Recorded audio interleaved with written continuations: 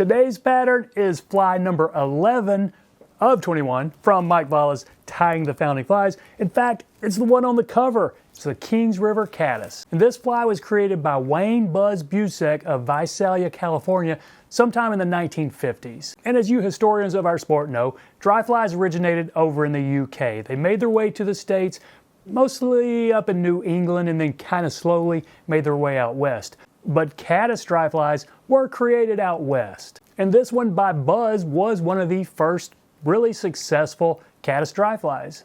Now we know Altroth came up with his elk hair caddis in 1957. Now he was from Pennsylvania, but created it out west. And I'd consider both those flies pretty much founding flies, and both of them created pretty much at the same time. But Buz's Kings River Caddis might just be a little bit easier to tie, and it is still a great effective pattern. Now one thing you might want to do on tying this, which I didn't on the one you're about to see, is put some kind of plyo bond or just some varnish over the mottled turkey slip for a wing. It will make it a little bit more durable, because these things will get chewed up after a few fish, but I've caught fish with this thing with it being pretty mangled up. So there it is in the vise, a Kings River Caddis.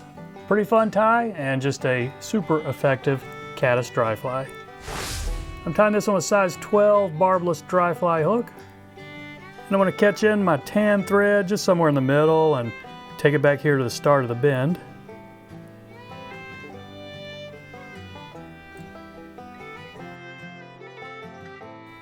And I'm going to put a little wax on before I dub it. And the dubbing the recipe calls for is a tan fox fur or a gray-brown raccoon. Now this is a tan fox. It's just I snipped off a couple of tufts from a pelt and pulled out most of the guard hairs. Not all of them, I want a little bit of fuzzy, but I cheated just a little bit and mixed in probably about 20% of tan acrylic yarn. It just makes it a little bit easier to dub into a noodle. It's probably not vital, not that important, but it gives you the desired effect and also makes it just a little bit easier to dub. So that is probably a 2-inch noodle, and I don't think that's going to get me all the way up to where I want. We'll see in a second. We want it dubbed to about, I would say, 2/3 and maybe a little bit thicker at the front, so I'm going to need just a little bit more.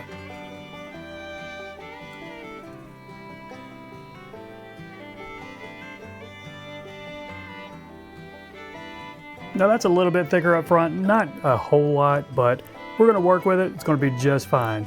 So the wing is mottled turkey. And the one I had in the vise at the beginning was a darker, more Ozark colored. I'm going with a lighter one on this one.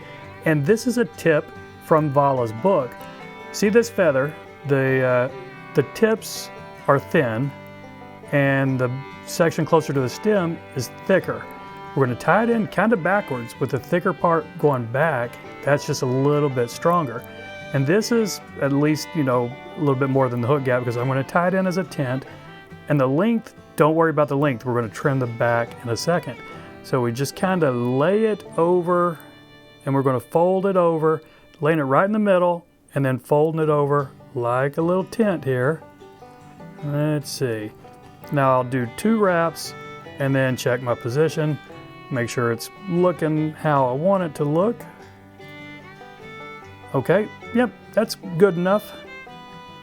Now where you stop your body and tied in this wing really depends on how heavily hackled you want this thing. A fly like this, I'm gonna make it pretty heavily hackled, so a shorter body would have been better for me, or I could just take a few wraps back and give me more room for my hackle up here. But before we do that, we'll snip this excess. And I'm going to go ahead and expend a few wraps here just to smooth this area out. Might make it a little bit easier to catch my hackle in. And the hackle, brown dry fly hackle, this is a pretty long feather, but I want it at least 1.5 times the hook gap. So let's go about right there. All right, I think that's going to work right there, and you'll notice I've got a lot of room for my hackle up here. I'm going to get several wraps because, how I would fish this thing, very riffly, choppy water, or possibly even hang a dropper off of it. So I'm going to get about as many wraps up here as I can. probably 6 or more. All right, now let's catch this off with a couple wraps. All right, let's go 3 and go ahead and snip this excess. And I've got barbs going all over the place up front. I can either snip them, or sometimes what I'll do, I'll just lick my fingers and try to pull everything back. Sometimes this works, sometimes you don't get them all, but it does make it a little bit easier to get your whip finish in. See that? I've only got 2 barbs going forward. That's a lot fewer to trim than the half a dozen or so I had a minute ago. All right, so quick whip finish.